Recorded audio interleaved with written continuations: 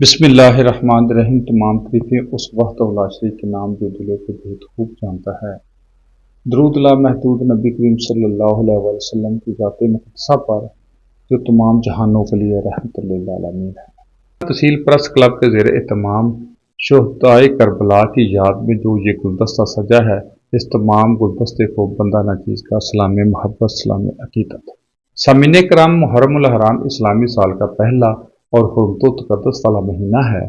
یہ مہینہ تجدید عہد، صبر، وفا اور قربانی کا پیغام لاتا ہے اور ہماری توجہ کربلا کے ریگزار کی طرف لے جاتا ہے، جہاں یوم عاشوراء میں حضرت امام علی مقام علیہ السلام اور آپ کے جانسار ساتھیوں نے راہ حق میں اپنی جانوں کے نذرانے پیش کر کے استقامت اور اصرار کا ایسا باپ رقم کیا جو رہتی دنیا تک مظلوم کا حوصلہ اور ظالم کے لیے للکار بن گیا۔ سامعین کرام، کربلا ایک مارکہ نہیں بلکہ یہ حمیت، غیرت اور خودداری کا ابدی استعارہ ہے۔ شہدائے کربلا حضرت امام حسین علیہ السلام اور ان کے ساتھیوں نے دین اسلام کی سربلندی کے لیے جو لازوال قربانیاں پیش کی ہیں، یہ ہمیں درس دیتی ہیں کہ حق و صداقت کی راہ میں صبر، شکر، استقامت ہی حقیقی کامیابی ہے۔ سامعین کرام، کربلا کی یاد میں لنگر و نیاز کرتے ہیں۔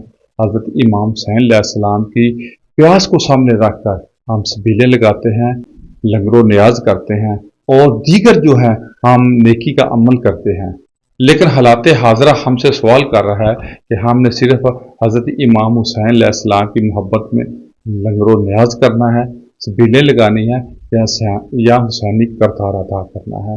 ناظرین، وقت کا تقاضا بھی یہی ہے اور شہدائے کربلا سے محبت کا دم بھی یہی ہے کہ ہم ہر ظالم کے سامنے کھڑے ہو جائیں اور مظلوم کا ساتھ دیں، اور ہماری حضرت امام حسین علیہ السلام سے محبت بھی یہی درس دیتی ہے، حسینی کردار ادا کریں، اور ہمیں شہدائے کربلا کی محبت بھی یہی درس دیتی ہے، انجام سے بے خبر ہو کر ہم حسینی کردار ادا کریں۔ اور میں اپنی گفتگو کو ان الفاظ کے ساتھ سمیٹنا چاہتا ہوں: جس نے حق کربلا کا ادا کر دیا، جس نے اپنے نانا کا وعدہ وفا کر دیا، اس حسین ابن حیدر پر لاکھوں سلام۔ حسینیت زندہ باد، حسینیت زندہ باد، حسینیت زندہ باد، یزیدیت مردہ باد۔ بہت شکریہ۔